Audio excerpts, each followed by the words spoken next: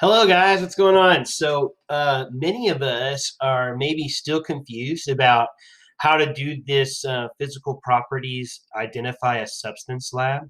So, I wanted to go ahead and use the document to create a video that you can watch or rewatch to help you understand what exactly you need to do. First of all, there's some information here, and then there's a background information link. You do not have to go here to use it to do the assignment. It's just giving you some background information about what this assignment is, etc. Purpose. We talked about this in class, so you don't really have to do anything here. It's just kind of explaining how we're using laboratory techniques in similar ways they might in crime scene investigation or other careers or jobs that deal with science. And so what we're doing is we're taking an unknown substance and we're using physical properties to help us identify what the substance actually is, much similar to what they would do if they found something in a crime scene or found something in a wreck and they wanted to find out what something was that was unknown and see if it was a part of the cause in the accident or the situation. Procedures. This is where you start your lab. So procedures, what do we do? You're going to be provided a sample. You can use the virtual lab video. This video link is crucial to you being able to do this experiment. You can't do it without it because we're not able to have labs in class with COVID. This is kind of how we're going to do that. And it's really good, honestly. The video takes time to not only do the experiments for you, but to show you the results. And those results are what you need to record in the assignment to complete what's going on. So that link is very important, and I'll show you how that works. He's going to do the experiment and he's going to go through 4 tests. The first test is test 1. Okay. And they're going to put the metal into water and see if there's a chemical reaction. There's really 2 things being tested once you put that metal in the water. Number 1, is it reacting? Is there bubbles forming? Is there flames? Is there something changing in the substance? You need to watch the video and see what happens. This link here helps tell you what those signs of a chemical reaction could be if you're looking for it. But in all honesty, the video itself not only shows you the experiment, but tells you the results, and he actually tells you whether or not there is a reaction there. The second thing is solubility, meaning does it dissolve? So there's a link there that explains what solubility is. And the question is, does this metal dissolve in the water or does it stay the same? Does it stay the same size? Does it have the same properties? And so, again, you can do some research to understand what solubility is, but they're going to do the experiment, show you, you can see whether or not the metal dissolves, and you can also determine if it is soluble, and those results are also shown in the lab, not just the test itself. Test 3 is the density, and this is where he's going to actually show you some lab skills that we would normally do in class, where he uses the displacement of water to tell us the volume of the metal piece he's putting in there. And that's important when calculating density. So he's going to fill the flask up with 30 milliliters of water. And then he's going to place the metal object inside and see how many milliliters it goes up. The difference between that is the volume of that piece of metal. And so after weighing the metal, which is the first thing we do, and we get the grams, which he does in the experiment and tells you that number, you can type it in this blank right here. You're going to then watch him do what I just described. He's going to fill the water with a certain volume. That is what you're going to put here. That's the initial volume before. And then he's going to measure the volume after the metal's put in. That's the final volume.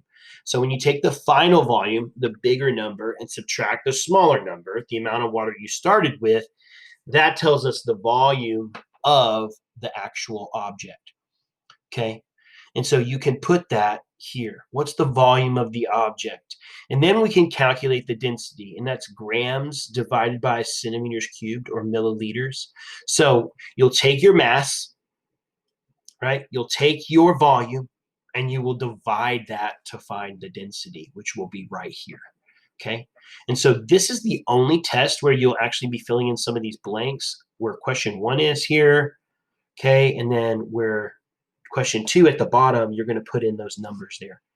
He actually gives you these numbers in the lab too. So he not only does the experiment, but he calculates these for you so you can check your own calculations if you want and record them here.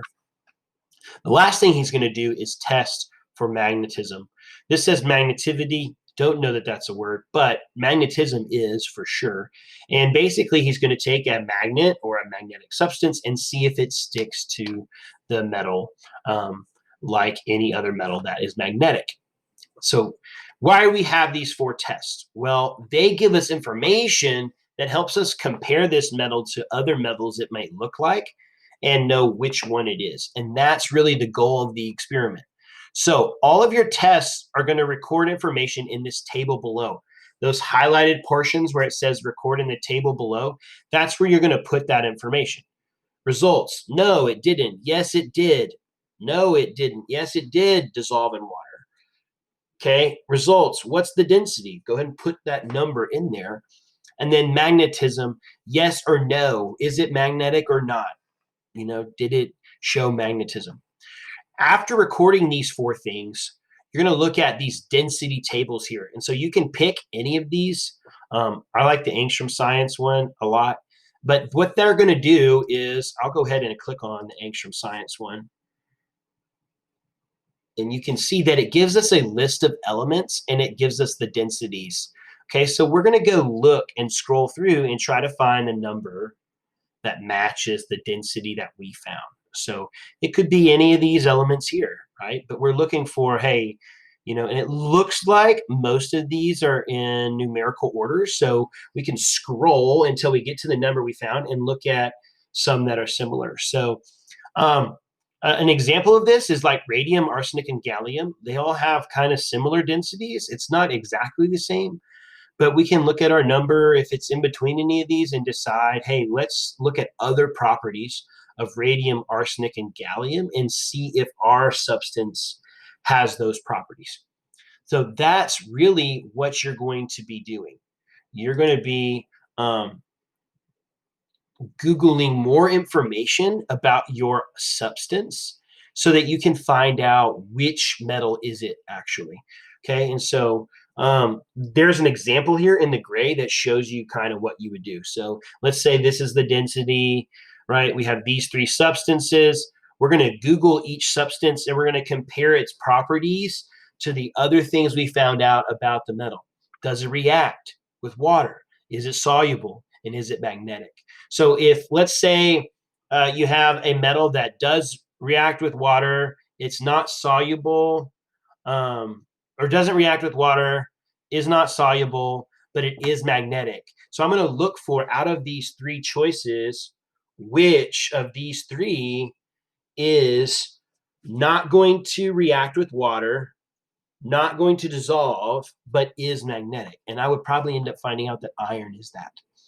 Okay, so that's what we're doing, but with our metal and the density that we find. And you can go ahead and use Google to find those properties. It's like a process of elimination. Oh, hey, that metal dissolves in water. So no, if it didn't dissolve in water, I can't use that. And so you're narrowing it down, and then you're going to decide, based on that, what is your substance. So you'll say, the substance was blank. And then you're going to restate the things from your table. It did react with water, or it did not. Yes, no, yes, no. Those results, along with the density, were consistent with the sample being blank, which restates this here. And this is really kind of a structure that would help us write a paragraph conclusion if we really wanted to. So it's kind of nice. It goes back to some of the things we've taught. All right, so based on that, you're gonna put those answers and then answer the discussion question on your own. Okay, that's how this lab works. Hopefully going over it with you helps you understand exactly what you're supposed to do.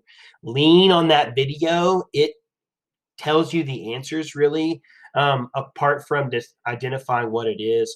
I actually might even do that also. So good luck finishing this up. It's a big assignment with your whodunit for a lot of points. And you guys have a key to both, so you can do both of these assignments. Make sure they're turned in as soon as possible. And it's been a great semester.